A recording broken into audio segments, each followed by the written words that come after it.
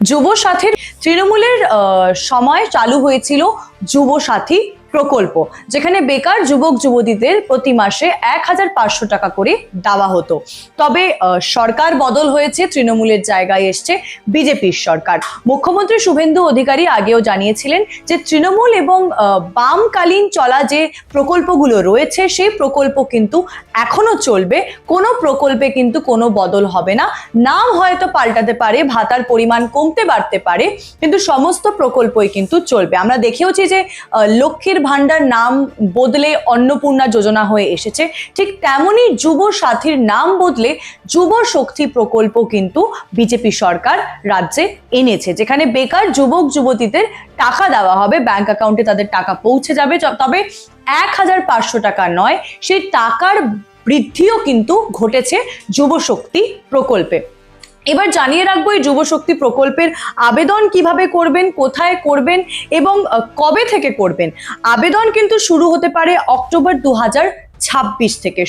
সূত্র মারফত খবর, অক্টোবর ২০২৬ থেকে কিন্তু যুবশক্তির ফর্ম ফিল আপ এবং অনলাইন অফলাইন আবেদন কিন্তু শুরু হতে পারে। ভাতা মিলতে শুরু হতে পারে নভেম্বর ২০২৬ থেকে সম্ভাব্যভাবে। সরকারি বিজ্ঞপ্তি এখনো পর্যন্ত কিন্তু প্রকাশিত হয়নি, তবে সূত্র মারফত খবর যে অক্টোবর ২০২৬ থেকে আবেদনকারীরা আবেদন করতে শুরু করতে পারবেন এবং নভেম্বর মাস থেকেই কিন্তু সেই টাকা ব্যাংক অ্যাকাউন্টে ঢুকতে শুরু হবে।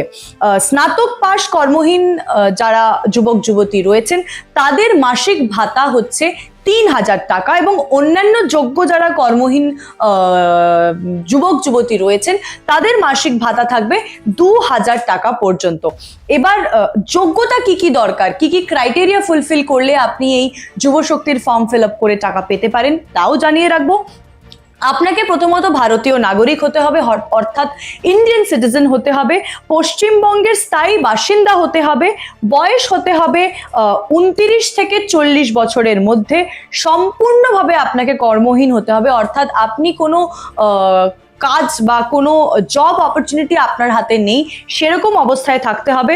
সরকারের নির্ধারিত অন্যান্য যদি শর্ত থাকে সেই শর্ত যদি আপনি পূরণ করতে পারেন তাহলেই কিন্তু আপনার ব্যাংক অ্যাকাউন্টে নয় ৩,০০০ টাকা, আপনার যদি স্নাতকের ডিগ্রি থাকে তাহলে ৩,০০০ টাকা, না হলে অন্যান্য ডিগ্রি থাকলে ২,০০০ টাকা কিন্তু আপনাদের ব্যাংক অ্যাকাউন্টে ঢুকে যাবে। তবে মনে রাখবেন এখনো পর্যন্ত কিন্তু সরকারের তরফ থেকে কোনো বিজ্ঞপ্তি জারি করা হয়নি, এই খবর পুরোটাই সূত্র মারফত।